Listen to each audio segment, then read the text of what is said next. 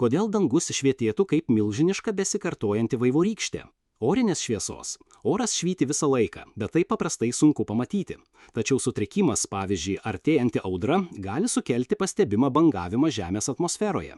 Šios gravitacijos bangos yra oro virpesiai, analogiški tiems, kurie susidaro, kai į ramų vandenį įmetamas akmuo.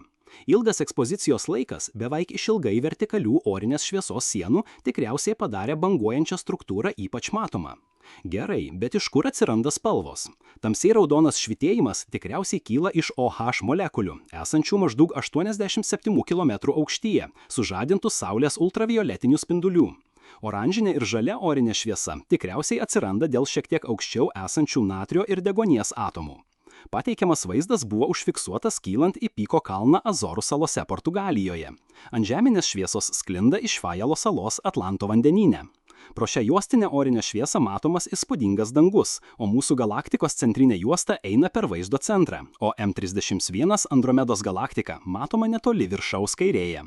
Apot švenčia 30 metų, nemokama vieša paskaita Ankoridže birželio 11 dieną.